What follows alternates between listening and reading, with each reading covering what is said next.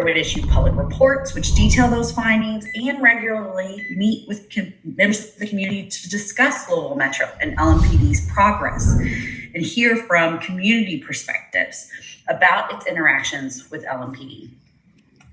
Importantly, you, the community, will be a vital part of the monitor selection process.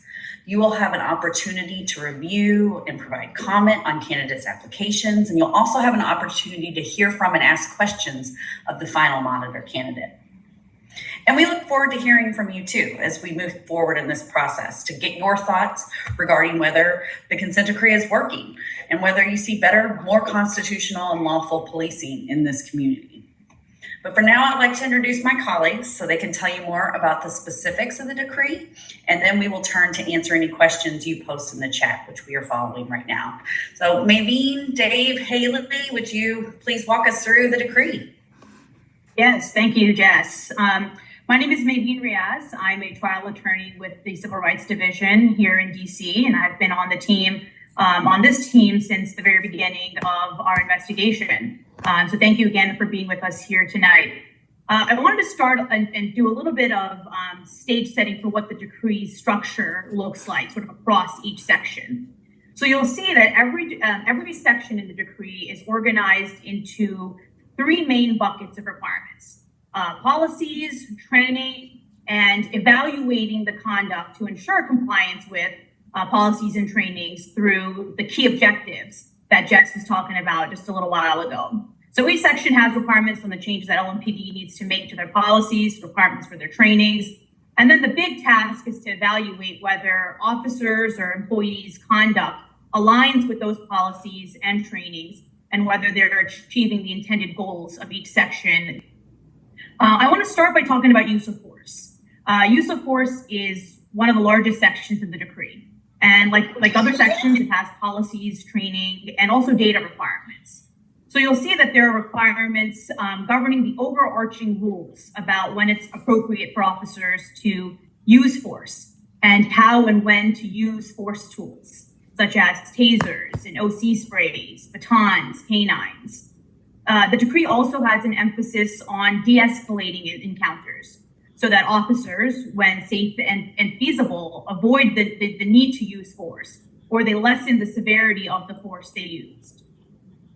The force section also breaks down uses of force into 4 levels when it comes to reporting force.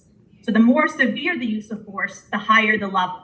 So for example, a takedown is a lower level of force than a taser is. And that's lower level force, a use of force than a chokehold is, and so on.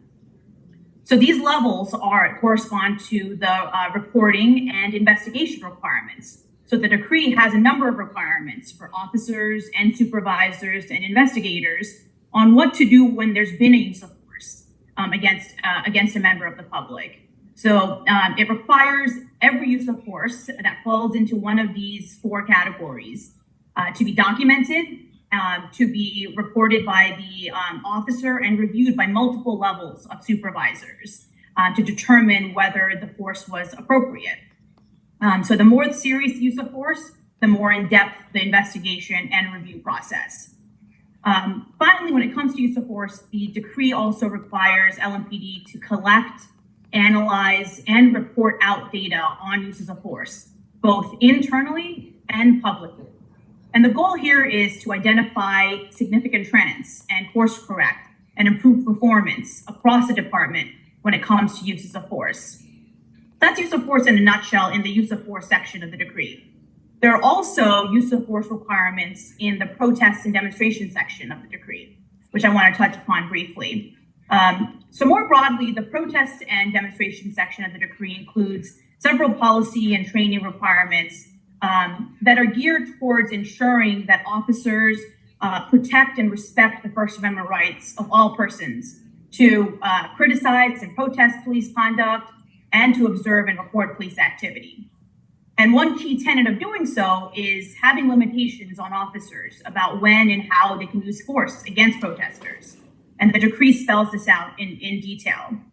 It also requires officers to document justifications for their uses of force in their force reports so that supervisors can review them on an individual basis and the department can review it on a macro department-wide basis. The protest section also includes requirements about organization and planning so that Louisville Metro and Louisville Metro Police Department can better manage large-scale events so that the chaos that Louisville experienced in 2020 doesn't happen again. And finally, the protest and demonstration section also prohibits mass arrests and requires each arrest to be supported by probable cause. So that's the protest and demonstrations section in a nutshell. I'm going to turn it over to Dave to talk a little bit more about the stop, search, and arrests requirements more broadly in the decree. Thank you, Maveen. My name is Dave Cooper. I'm an attorney on our team at the Civil Rights Division. And I, first of all, wanted to talk about the decree's provisions that relate to searches of people's homes. There's a number of requirements of changes to LMPD's practices. In particular, when LMPD applies for a search warrant to search a home, they must state specific, individualized, and accurate facts that establish probable cause for everything that they're going to search or seize. And when officers execute those searches, they must enter homes and conduct searches using safe and lawful tactics. The decree also includes a number of required changes to LMPD's practices in street enforcement. That includes when and how officers stop and frisk people, stop vehicles, search people in cars, and make arrests. Officers will not be permitted to conduct stops, frisks, or searches unless they have a justification that they can explain using specific facts that relate to the individual who is stopped or searched. In order to cite or arrest someone for certain low-level, nonviolent offenses like loitering and trespassing, officers will need to explain why a warning or referral to other Louisville Metro services would be inappropriate or would be insufficient to address the violation. All of these activities must be thoroughly documented with justifications explained in writing by the officer who takes that action, including the facts that led the officer to believe that the action was appropriate. Supervisors are then required to review those reports to make sure that officers are following the law and following policy.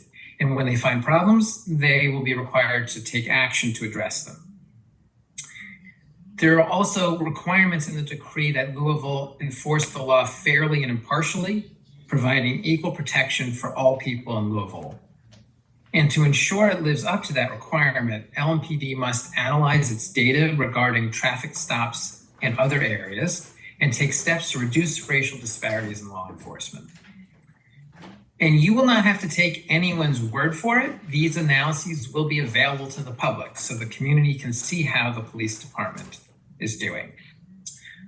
These are just the highlights that we're giving you here tonight. There are other requirements that relate to these areas. And so to move on to the next section, I want to turn it over to my colleague, Haley.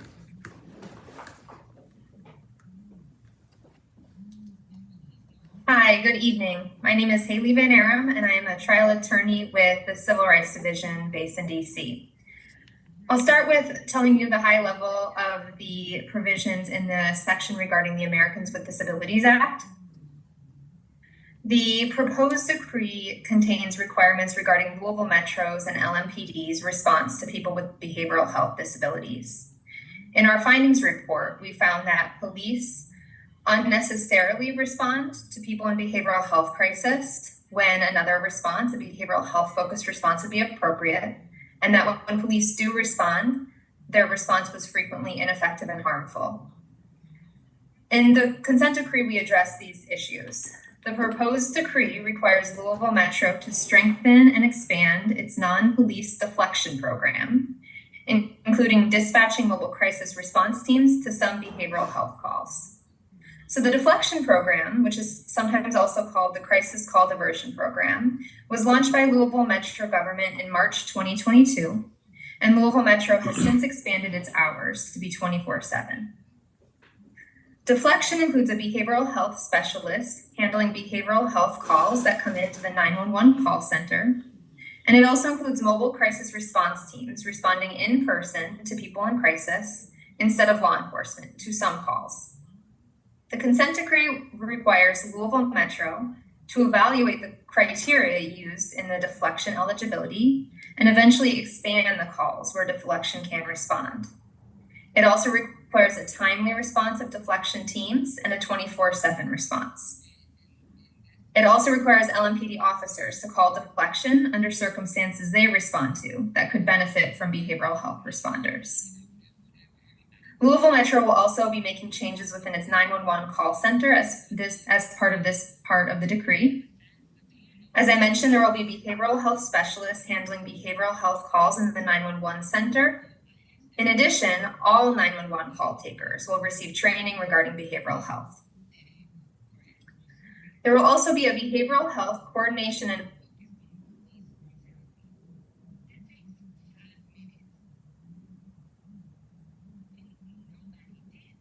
Oh, sorry, it looks like Haley. Am I? Go ahead, maybe. Yeah, it looks like Haley we just lost Haley. I'll pick up where she left off. I think she was talking about the Behavioral Health Coordination and Oversight Council. And that's good. That's a council that will be composed of stakeholders. And the goal for them is to regularly review incidents and evaluate Louisville Metro's progress towards its goals under the ADA section of the decree. Louisville Metro will also request participation in this council from behavioral health providers, peer support specialists, homelessness service providers, and people with behavioral health disabilities who've had law enforcement contact to make sure that the council is a well-rounded representation of the involved stakeholders.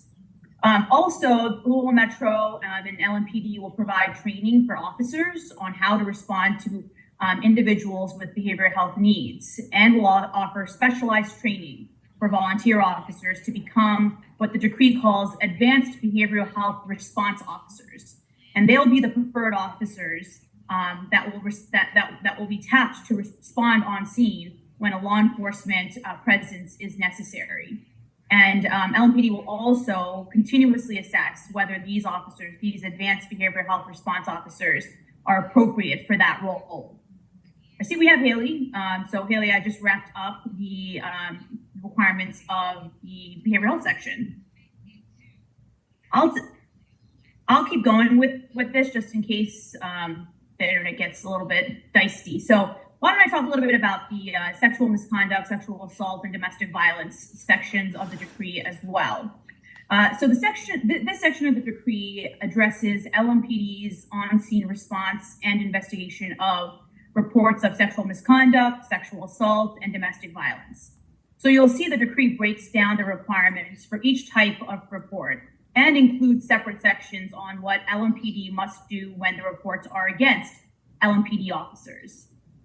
Some of the decree requirements for these sections include conducting trauma-informed interviews, completing timely reports such as lethality screenings and JC3 reports and strangulation forms, and offering victim support services when they get these reports made. The section also requires LMPD to reestablish its sexual assault response team. SART is what it's called in the decree. And that team will substantively review a sample of LMPD's investigations of these reports, of the reports of sexual assault, domestic violence, and sexual misconduct. And their goal will be to substantively review a sample of those reports to evaluate the quality of LMPD's response and investigations and identify any potential training, policy, or other recommendations that can improve LMPD's services. And as part of establishing the SART, LMPD is going to be required to reach out to community stakeholders to create the policies and protocols for how the SART will function in practice. So that's the sexual assault, domestic violence, and sexual misconduct section in a nutshell. I want to also talk a little bit about the community-based public safety section of the decree. So this is the decree includes several opportunities for the community to get involved, but this community-based public safety is one of the biggest. It requires Louisville Metro to create a community engagement program that can be modeled and sort of fit to address the needs of the particular communities they're addressing, on a district level, on a neighborhood level, on a department level. So the decree also requires LMPD and Louisville Metro to maintain a safety plan, a public safety plan, that identifies public safety challenges, ways to address those challenges, ways to reduce unnecessary enforcement contact with the police, and ways to reduce unlawful racial disparities. And Louisville Metro will reach out to stakeholders from sort of a wide array of groups in order to develop that public safety plan and include recommendations and thoughts and ideas for what those priorities should be in that plan. In addition, Louisville Metro will maintain and strengthen its non-police outreach teams.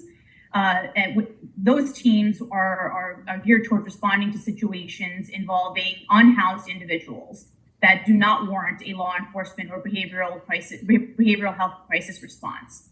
And under the decree, the outreach team is required to be available at least 6 days a week, 8 hours per day, and have the capacity to respond to requests for services by various community stakeholder groups.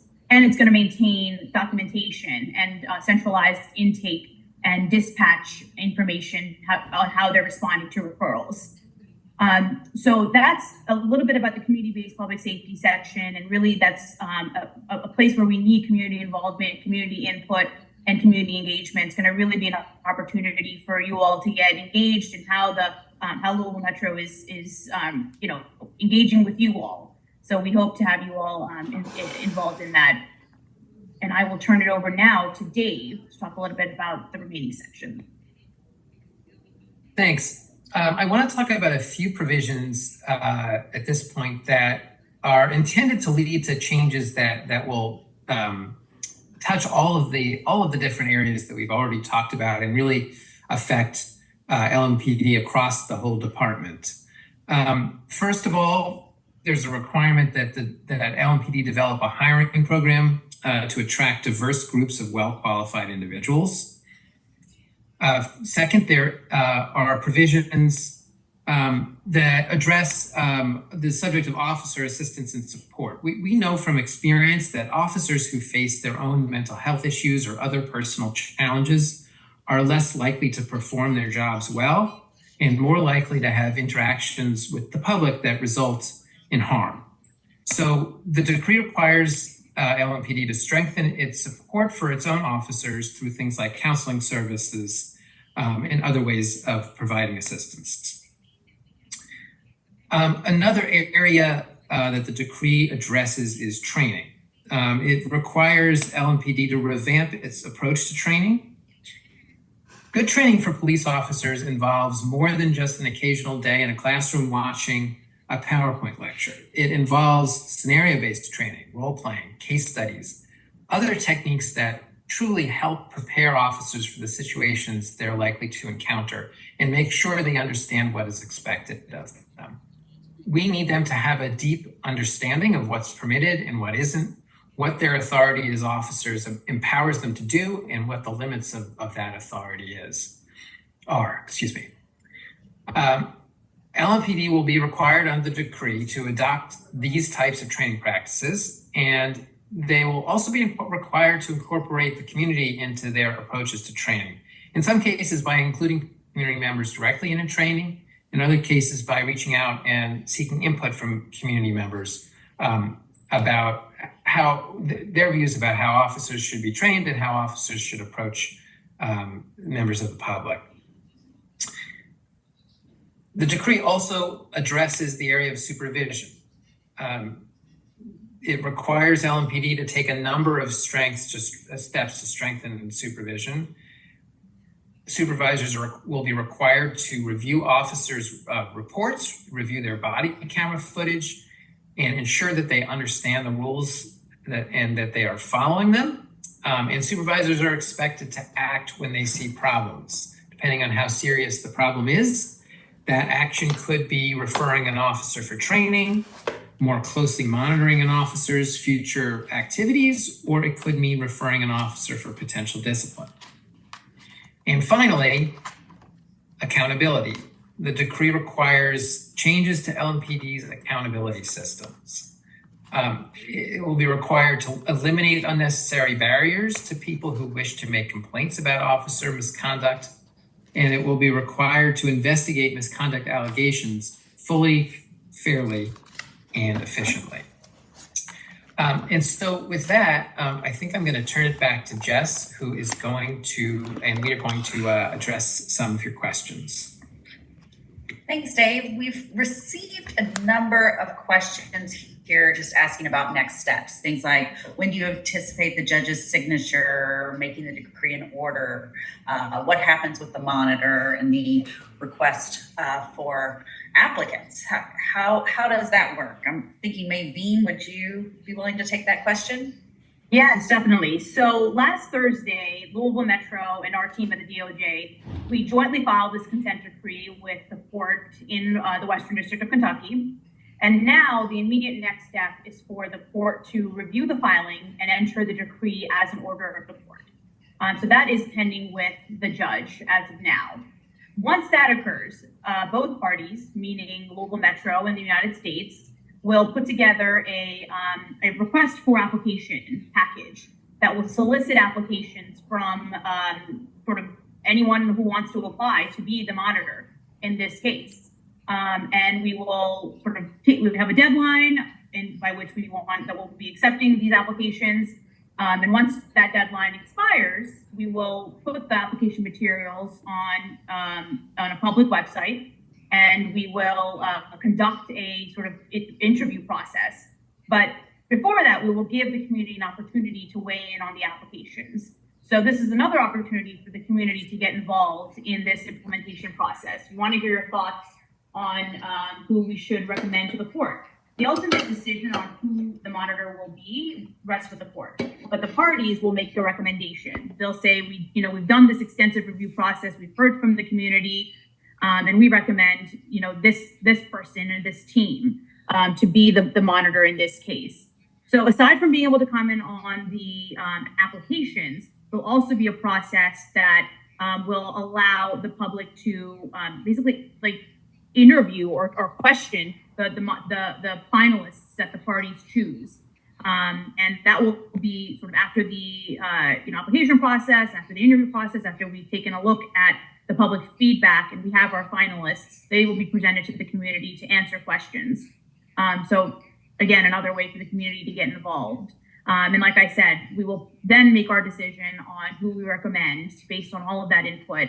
And then it will be up to the judge to decide who they will choose to be the monitor in this case.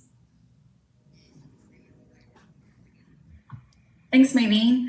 We're also receiving a number of questions about administration changes, that there's going to be a change of administration from the presidency in January. How does that potentially affect the consent decree or the process here in Louisville? I don't know, Paul, if you want to introduce yourself and answer. Sure thing. Hey, everybody. My name is Paul Kivlebrew, and I work in the Civil Rights Division in DC. So the folks that you're seeing on the screen here, Maybeen, Jess, Haley, Dave, me, we're all what they call career people in the Civil Rights Division. I started in the Civil Rights Division in January of 2013.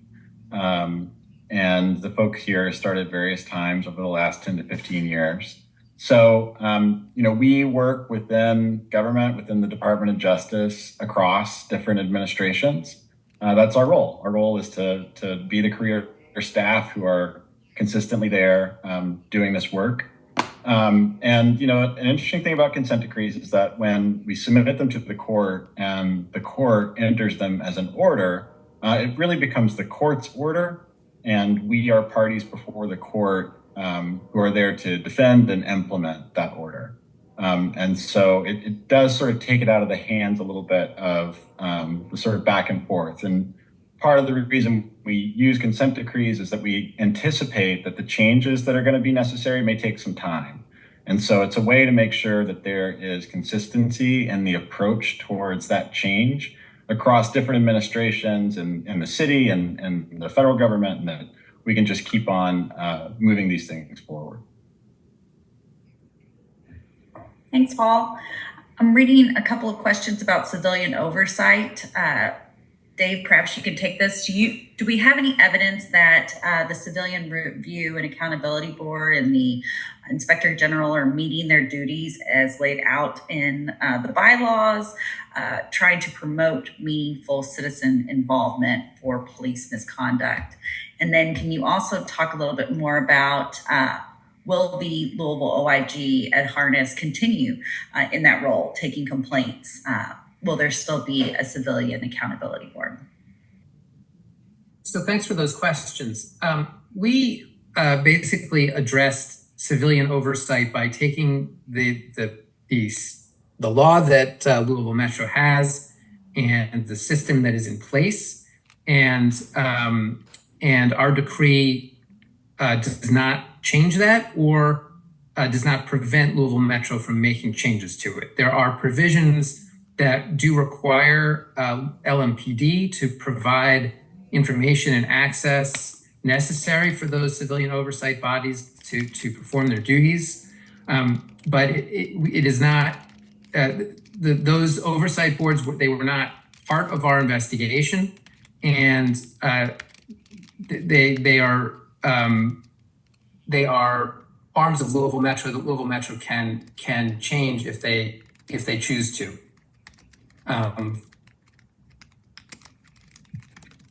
Jess? Thanks.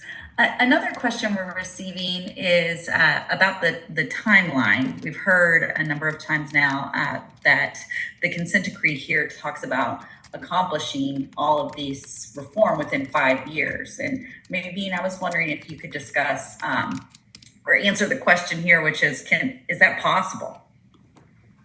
Yeah, absolutely.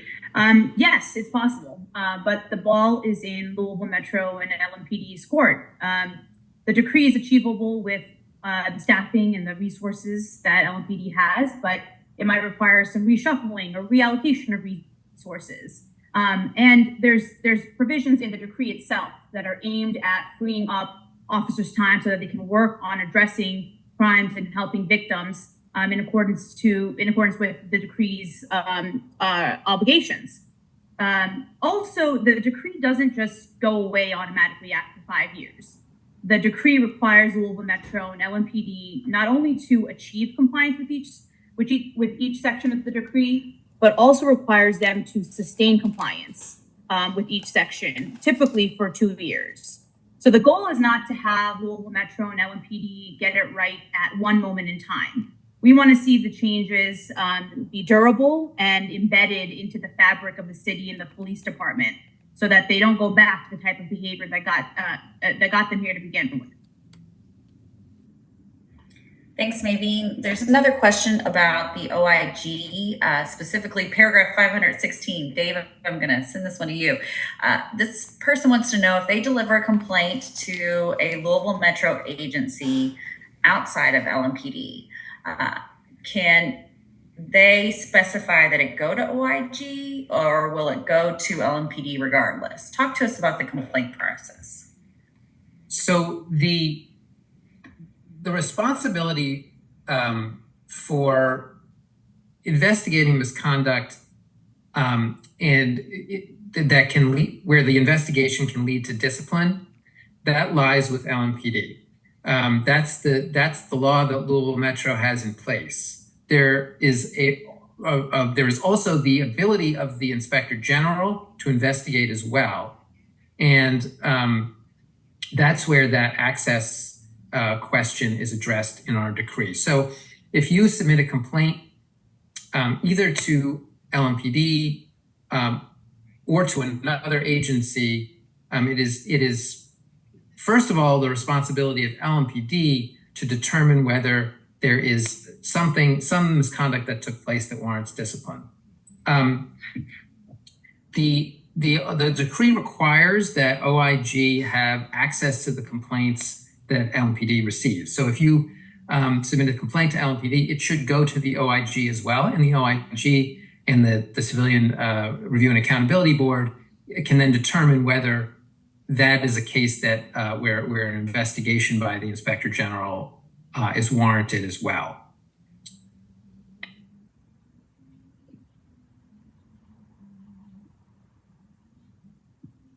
All right, thank you, Dave. I think we're also getting some questions about what will happen if LMPD doesn't comply with the decree or that they violate the decree.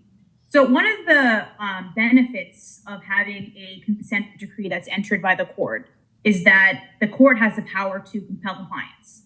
So that's why it took time to get this decree right, because every provision is going to be something that LMPD is going to be held accountable to, and one that we as the DOJ have the ability to enforce if it's not getting done. So if there's problems with compliance, the monitor will identify it, or we will identify it, and we will work with Louisville to fix that non-compliance. But if for some reason we can't get them to do that, the court can. And so the court will have the ability to bring them in, question them about compliance, and also maybe even find them in contempt if they're not complying with the decree, and impose sanctions if necessary. So that is about what happens when there's issues with compliance. We're also getting, I'm just looking through the chat, we're getting a lot of great questions. Let's see. Another question, Maveen, I'm seeing here is what will happen if there's a violation of the consent decree? Yep. I think we lost you for a quick second, Jess. So we talked a little bit about that. Gotcha. Yep, sorry about that. Let me keep going through the chat. Let's see. Oh, so I'm having some questions about like who the monitor is going to be. Are they going to be somebody from Louisville? Are they going to be somebody from nationwide? The goal of the Question monitor. in the chat. Oh, sorry. Sorry. Oh, I'm sorry. I was muted this whole time and I was talking. I apologize. Was I? Oh, okay. So we were talking a little bit I was just talking about the monitor and who the monitor is going to be. Are they going to be somebody from Louisville? Are they going to be somebody coming in from out of town? And the answer to that is we want somebody with a rich law enforcement background, somebody who has project management capability, somebody who has the ability to look at the big picture of a police department, look at data, look at audits. And so that might be somebody from Louisville, but it might also be somebody with sort of national policing expertise. And that's something that the community can weigh in on. You will have the opportunity to review the applications that come in and say, well, this person's a better fit or this person's a better fit based on what your all thoughts are about what a monitor should look like. And one of the key things for a monitor is also being able to communicate with the community. That's going to be one of their core functions, is really being the eyes and ears of the court, not only in terms of LMPD's compliance, but what is the community demanding? What are their what's their feedback? What's their impression of Louisville Metro? So we really encourage everyone to get involved in the monitor selection process once it kicks off. Terrific, thanks. Another question, Haley, if you don't mind answering this one. People are asking about the cost. How much is it going to cost the city to implement this consent decree? Sure, and I apologize for my earlier internet issues. Hopefully that doesn't happen again. And so on the cost issue, Louisville Metro will bear the cost of implementing and monitoring the consent decree. The monitor's budget will be capped at $1.475 million per year, which is comparable to the cost of monitoring under similar consent decrees in other cities. This would constitute approximately 0.6% of the LMPD budget, which is about $240 million for the current fiscal year, and approximately 0.1% of Louisville Metro's total budget, which is about $1.1 billion. We've seen some outrageous claims about the cost of consent decrees and reform. These claims are overblown. The kinds of costs that people attribute to consent decrees are in actuality often the cost of running a police department lawfully. Modern police departments must have functional internal affairs units, training academies, and records management systems. And at the outset of the reform process, the departments that we have worked with typically lack some of those essential components of policing. So the departments need to make those investments, and that's the cost of doing business, not the cost of a consent decree. Thanks. How about this question will make it for Maveen. How can we expect fair and unbiased investigations of LMPD by LMPD? Yeah, absolutely. There's a couple ways. One is we as the DOJ and the monitor will get to probe these investigations and evaluate them on a qualitative basis about whether they were done right. So that includes the misconduct investigations that are going to be occurring. The misconduct section will have or does have a lot of requirements about what the fair and impartial system should look like. And the monitor will measure up and evaluate the actual investigations that LMPD conducts by pulling a random sample, looking at the interviews conducted, looking at the body-worn camera, looking at whatever documentation is there or is not there to evaluate whether these investigations were meaningful. And just like anything else, if they aren't, there are ways to get that fixed. They will provide that information to LMPD and us as at the DOJ and provide ways for Louisville to get their investigations up to mark. So, as with anything else, compliance assessments from the monitor, so these reviews by the monitor and the police department will be made public, and that information will be there for the community to also look at in terms of where the successes are, where there's more work to be done.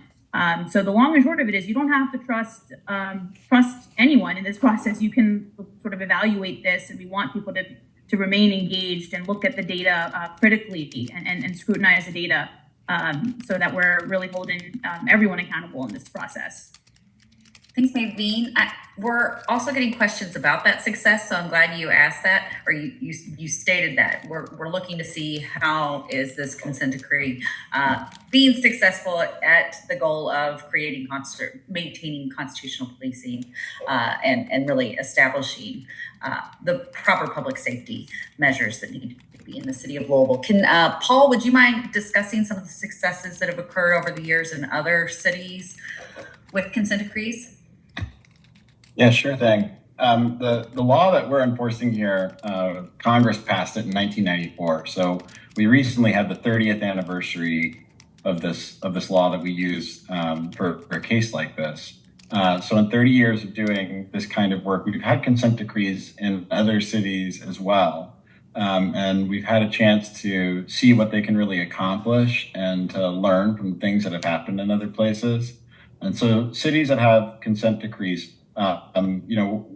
Louisville itself can learn from them, not only the police department and the city government, but, folks who live in Louisville are just interested in this process. Our website has the consent decrees from all the other cities and a bunch of information about how they have been successful, what they've been able to accomplish. And you can reach out to the email address that's been put into the chat and that is in our backgrounds. If you want to set up time to talk more about all of this, just to get familiar with how our work goes.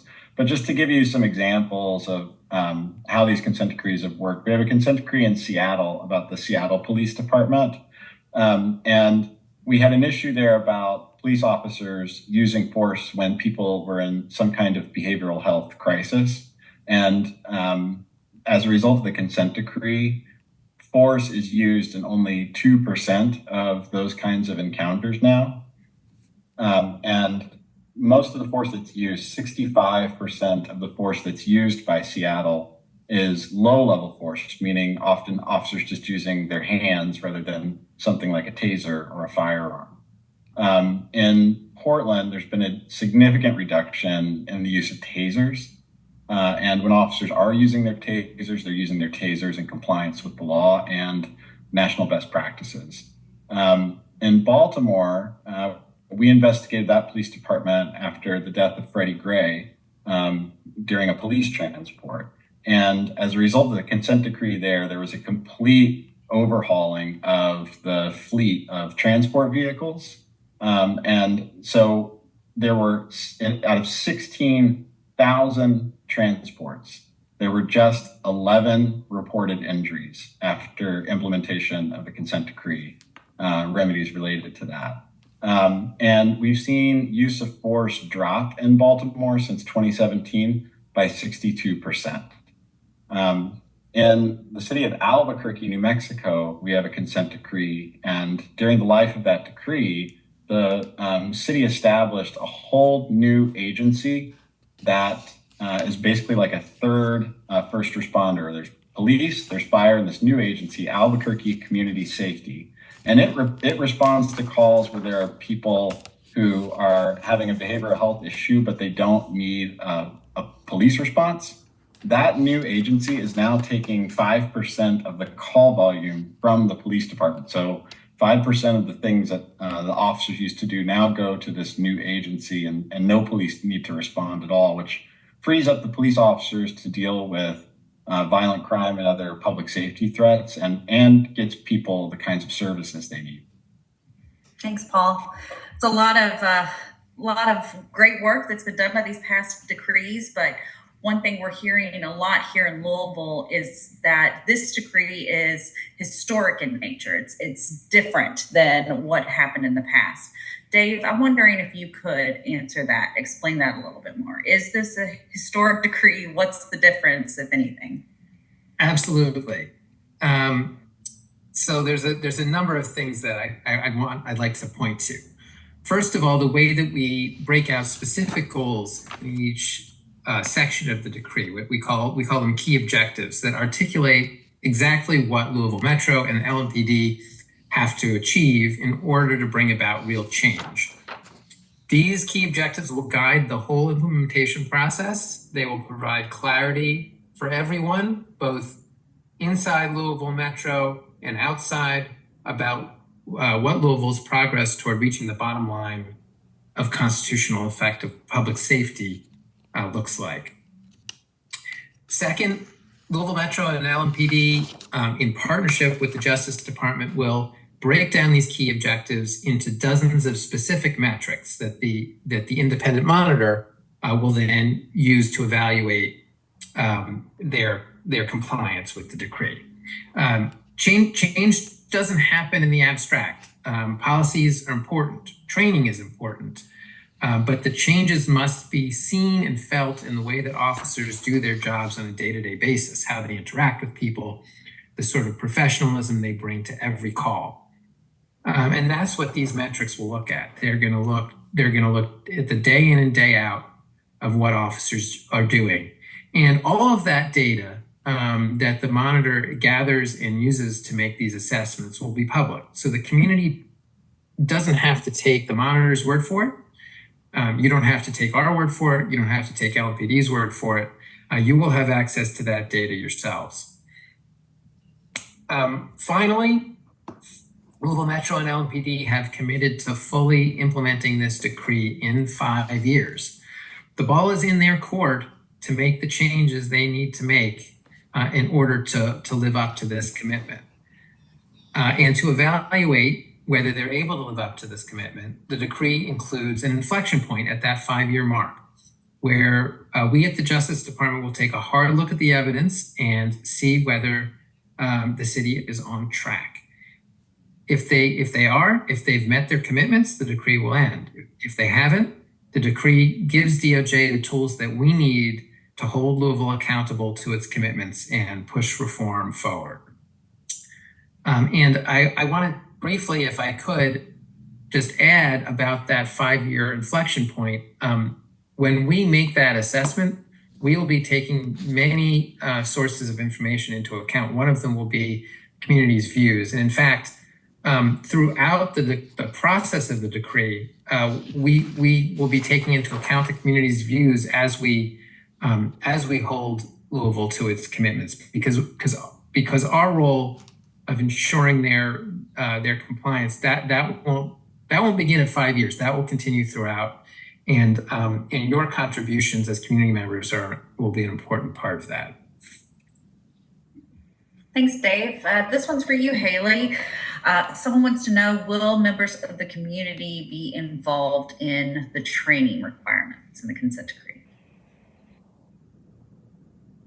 Why don't I take this one? Yeah, why don't I take this one? So yes, the community will be involved. There's a couple different ways to get involved in the training process. Louisville Metro will be creating a training plan, and that will sort of identify what's coming up based on the needs of the department. And in developing that training plan, Louisville Metro will consult with the community, get their feedback on the topics and the areas that should be on tap for the next year. Another way to get involved is Louisville Metro will be reaching into the community to come and help deliver trainings.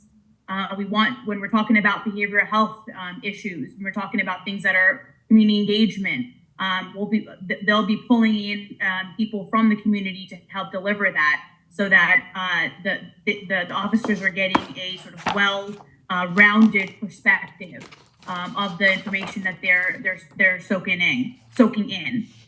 So yes, just another opportunity for the community to get involved in training and policies. For policies, I'll say as well, policies will be posted in draft form so that, again, the community can weigh in on the content of the policies. That is the first big bucket of activity that Louisville Metro will be doing, revising their policies to comply with the requirements of the consent decree.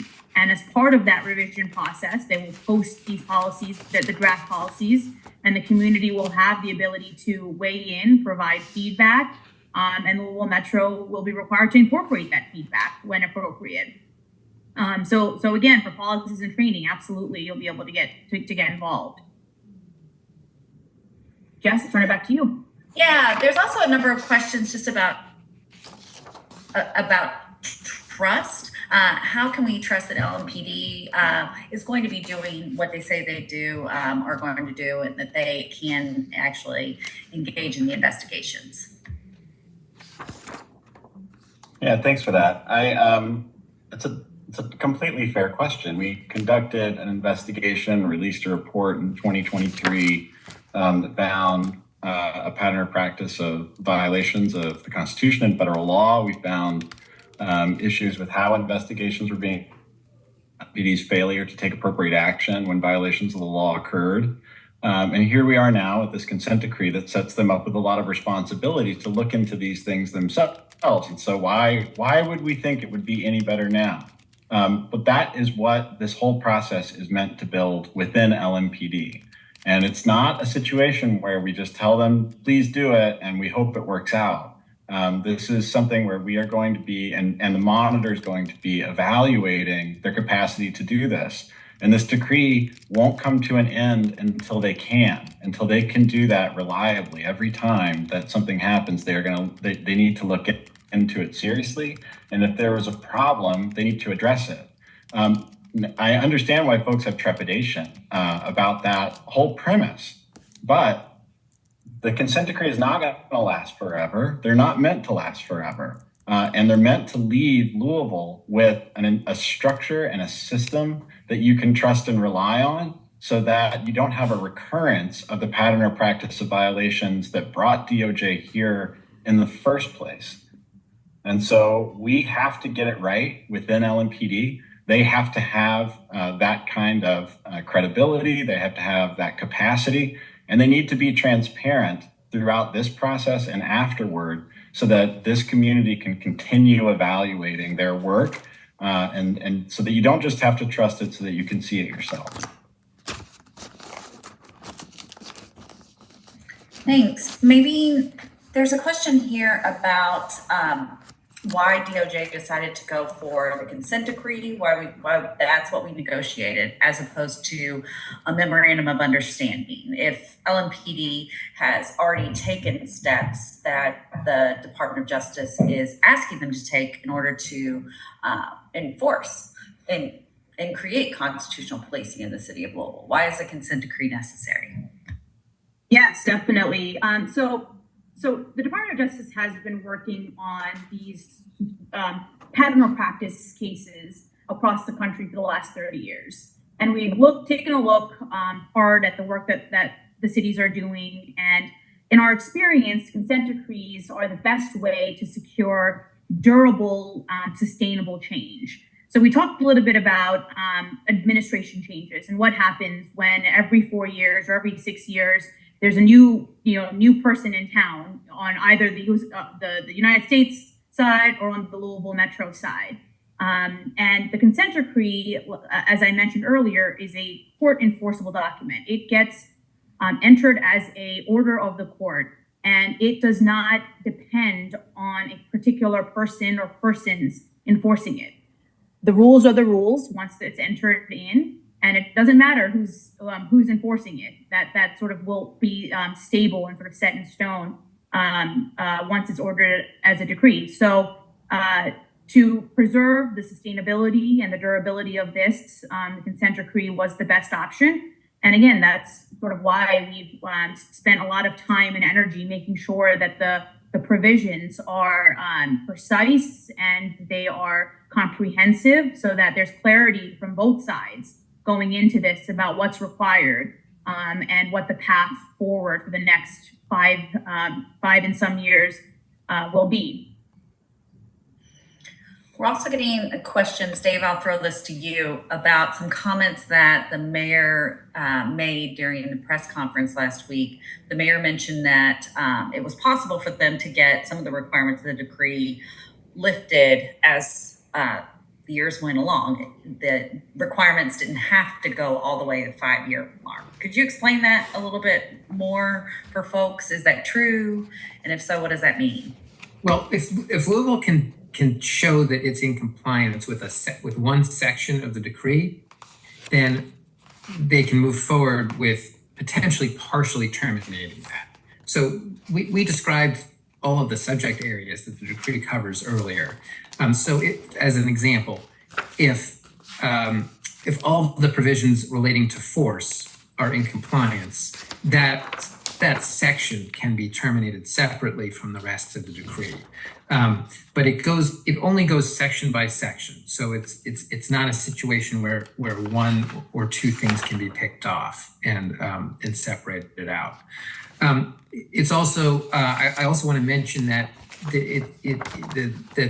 Louisville has to show not only that they've reached compliance, but also that they've sustained compliance for a period that's set in the decree, and that's intended to make sure that the systems they have in place are durable and will continue to work after we're gone.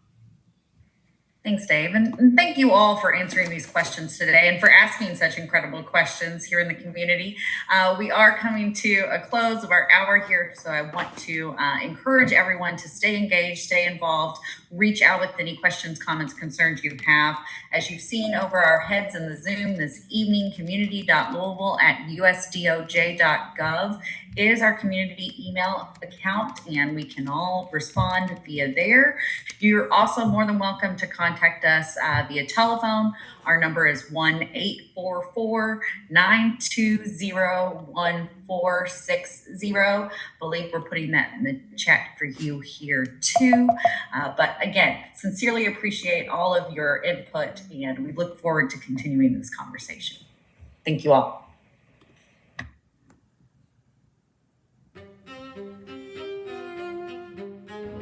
Hey, I know you're watching the live stream right now, but I want to take a moment to tell you to check out this new book right here over my shoulder. Believe me, it'll be worth it. The lights of Kentucky Performing Arts shine on more than our shows. They illuminate a pathway of discovery for all throughout our Commonwealth. A pathway of creativity, confidence, possibility, of brilliance, inspiration, curiosity, and wonder. For 40 years, Kentucky Performing Arts has led a pathway to unite the Commonwealth around the joy of discovering the arts, and will continue to shine this light